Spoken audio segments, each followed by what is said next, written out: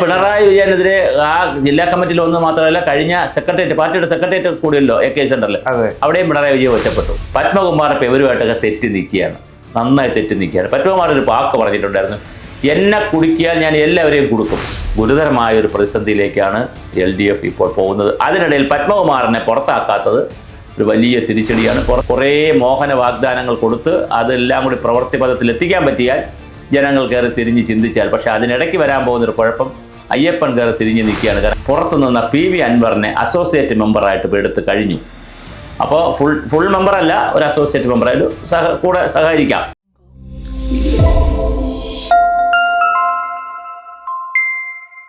പഞ്ചായത്ത് രാജ് സ്ഥാപനങ്ങളിലേക്കുള്ള തെരഞ്ഞെടുപ്പ് നടന്നു കഴിഞ്ഞപ്പോൾ UDF 38% ശതമാനത്തോളം വോട്ട് പിടിച്ചു. സംസ്ഥാനത്ത് ഒരു 33% പിന്നെ CPM-ൻ്റെ മുന്നണി പിടിച്ചത്. ഒരു 14% BJP-യുടെ മുന്നണിയും പിടിച്ചു. ഒരു 13% മറ്റ് സ്വതന്ത്രരും ഈ 2020 എല്ലാം അങ്ങനെ കുറേ പാർട്ടികളെല്ലാം കൂടെ പിടിച്ചു. അപ്പോൾ 5% വോട്ടിൻ്റെ മുന്നിൽ നിൽക്കുകയാണ് ആര്? UDF. സീറ്റ് നോക്കുമ്പോൾ, അസംബ്ലി സീറ്റ് നോക്കുമ്പോൾ ഒരു 80ഓളം സീറ്റുകളിലെങ്കിലും UDF മുന്നിലാണ്. പക്ഷേ അത് 68 സീറ്റിൽ CPM മുന്നിലാണെന്ന് CPM പറയുന്നു. അങ്ങനെയാണെങ്കിൽ മറ്റൊരു 70 സീറ്റിലേ ഉള്ളൂ. എന്തായാലും 80ഓളം സീറ്റുകളിൽ UDF മുന്നിലാണ്. അതുകൊണ്ട് തന്നെ UDF-ന് ഇപ്പോൾ ഒരു ഗ്ലാമർ ഉണ്ട്. VD സതീശൻ കാസർഗോഡ് തിരുവനന്തപുരം വരെ അതിവിപുലമായ പ്രൊഫഷണലായിട്ടുള്ള ജാഥയൊക്കെ നടത്താൻ പോവുകയാണ്. അതിൻ്റെ ഭാഗമായി അവർ പുറത്തുനിന്ന PV അൻവറിനെ അസോസിയേറ്റ് മെമ്പറായിട്ട് എടുത്ത് കഴിഞ്ഞു. അപ്പോൾ ഫുൾ മെമ്പറല്ല, ഒരു അസോസിയേറ്റ് മെമ്പറായാലും കൂടെ സഹകരിക്കാം. അപ്പോൾ PV അൻവറായാലും വലിയ ഹാപ്പിയായിട്ട് പറഞ്ഞു, ഞാൻ മത്സരിച്ചാലും എനിക്ക് ആരെങ്കിലും സീറ്റ് തന്നാൽ ഞാൻ മത്സരിക്കും, ഇനി മത്സരിക്കേണ്ടെന്ന് പറഞ്ഞാലും ഞാൻ ആരുടെ കൂടെ ഉണ്ട്? UDF-ൻ്റെ കൂടെ ഉണ്ട്. ഞാൻ എന്തായാലും അകത്ത് കയറി, ഞാൻ ഇവിടെ ഫുട്ബോളിൽ കയറിയിട്ടുണ്ട്. ഇനി ഫുട്ബോളിൽ ആൾ തിരക്ക് കഴിയുന്ന മണിക്ക് എനിക്ക് അകത്ത് കയറാനും പറ്റും, അകത്ത് കയറി കഴിഞ്ഞാൽ സീറ്റും കിട്ടും ഇരിക്കാൻ. ഇതിനിടയിൽ CK ജാനു NDA-ലായിരുന്നു, BJP-യിലായിരുന്നു, ആദിവാസികളുടെ നേതാവും. നമ്മുടെ വയനാടിലെ പിന്നെ ഈ ഇതുണ്ടല്ലോ മറ്റേ വെടിവെപ്പുമായി ബന്ധപ്പെട്ട മുത്തങ്ങ വെടിവെപ്പുമായി ബന്ധപ്പെടുത്തിയിട്ടുള്ള വലിയ തോതിൽ വലിയ ഒരു നേതാവായി ഉയർന്നു വന്നാണ് CK ജാനു. വളരെ ബോൾഡായിട്ടുള്ളൊരു വനിതയാണ്. അവർ ജയിലിലുമൊക്കെ കിടന്നു വന്നു. വളരെ വലിയ സമരമാണ് അവർ ചെയ്തത്, ആദിവാസികൾക്ക് വേണ്ടി വലിയ സമരമാണ് ചെയ്തത്. അപ്പോൾ അവർ NDA BJP-യുടെ കൂടെയായിരുന്നു. പക്ഷേ 10 വർഷം BJP-യുടെ കൂടെ നിന്നിട്ട് അവർക്ക് യാതൊന്നും കിട്ടിയില്ല എന്നുള്ളതാണ് അവരുടെ. ആ വിഭാഗത്തിനൊന്നും കിട്ടിയില്ല, ശരിയാണ്. കേന്ദ്ര ഗവൺമെൻറ്റൊക്കെ ഉണ്ടായിട്ടും പുള്ളിക്കാർക്കും ആ വിഭാഗത്തിനൊന്നും കൊടുത്തൊന്നുമില്ല. അങ്ങനെ വന്നപ്പോഴാണ് അവരിപ്പോൾ UDF-ൽ ചേർന്നിരിക്കുകയാണ്. അപ്പോൾ UDF കുറച്ചുകൂടി ഗ്ലാമറിൽ വന്നിരിക്കുകയാണ്, ശക്തിയിൽ വന്നിരിക്കുകയാണ്. ഇതിനിടയിൽ കേരള കോൺഗ്രസിൻ്റെ മാണി ഗ്രൂപ്പിലുള്ള ഒരുപാട് പ്രവർത്തകർ ജോസഫ് ഗ്രൂപ്പിലേക്ക് ചേരുന്നതായിട്ടുള്ള വാർത്ത മറ്റേ നമ്മുടെ കോട്ടയം, ഇടുക്കി ജില്ലകളിൽ നിന്നുണ്ട്.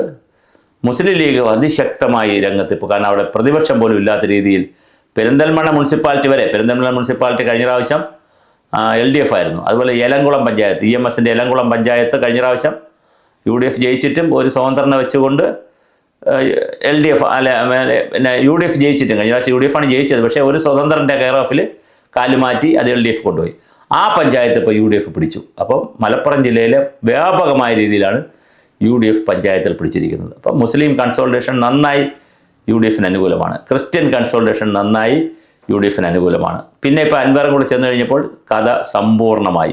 CK ജാനു ചെല്ലുമ്പോൾ വയനാട്, ഇടുക്കി, പാലക്കാട് ഭാഗങ്ങളിലെ കുറേ ആദിവാസി ഊരുകളുടെ വോട്ടും അല്ലെങ്കിൽ അവരുടെ ഒരു ഗുണവും UDF-ന് കിട്ടും. അപ്പോൾ ഇത് UDF-ൻ്റെ ഈ രാഷ്ട്രീയത്തിലേക്കാണ് കേരളം ഇപ്പോൾ നിൽക്കുന്നത്. ഇനി അത്ഭുതങ്ങൾ സംഭവിക്കണം. ഇനി അത്ഭുതങ്ങൾ സംഭവിച്ച് BJP-ക്ക് എന്തായാലും നേരത്തെ വരാൻ പറ്റത്തില്ല.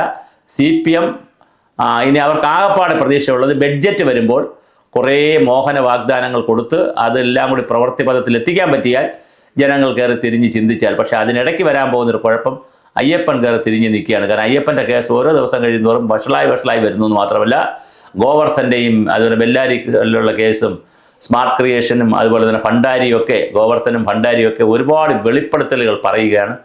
അവർ ദേവസ്വം ബോർഡിന് വരെ പണം കൊടുത്തതായിട്ട് 1 കോടി രൂപ കൊടുത്തതായിട്ട് പറയുന്നു. അപ്പോൾ അത് വളരെ ഗുരുതരമായൊരു പ്രതിസന്ധിയിലേക്കാണ് LDF ഇപ്പോൾ പോകുന്നത്. അതിനിടയിൽ പത്മകുമാറിനെ പുറത്താക്കാത്തത് ഒരു വലിയ തിരിച്ചടിയാണ്. പുറത്താക്കണമെന്ന് പത്തനംതിട്ട ജില്ലാ കമ്മിറ്റി പറയുന്നുണ്ടെങ്കിലും പത്മകുമാറിനെ പുറത്താക്കാത്തതിൻ്റെ ഒരു പൊളിറ്റിക്കൽ കാരണമായി ഞാൻ മനസ്സിലാക്കുന്നത്, പത്മകുമാർ ഇപ്പോൾ ഇവരുമായിട്ടൊക്കെ തെറ്റി നിൽക്കുകയാണ്, നന്നായി തെറ്റി നിൽക്കുകയാണ്. പത്മകുമാർ ഒരു വാക്ക് പറഞ്ഞിട്ടുണ്ടായിരുന്നു, എന്നെ കുടുക്കിയാൽ ഞാൻ എല്ലാവരെയും കൊടുക്കും. പിന്നെ ഞാൻ വൻ തലകൾ ഇതിനകത്തുണ്ട്. ഞാൻ 2-3 കാര്യങ്ങൾ പറഞ്ഞു. ദൈവം പോലെ നിങ്ങൾ കാണുന്നവർ ഇതിനകത്തുണ്ട്.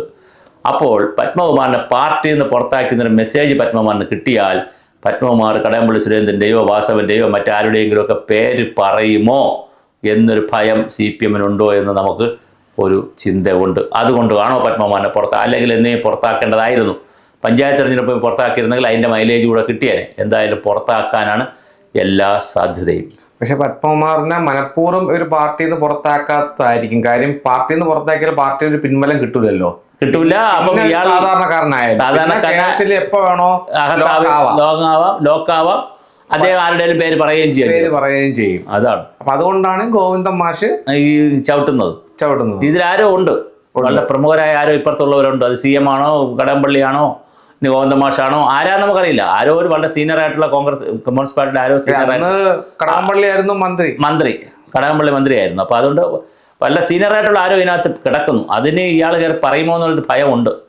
ആര് നമ്മുടെ പത്മകുമാർ കയറി പറയുമോ എന്നൊരു ഭയമുണ്ട്. അതുകൂടെ കൊണ്ടാണ്. പക്ഷേ ഇന്നലെ നാളെ അത് പുറത്താക്കേണ്ടി വരും.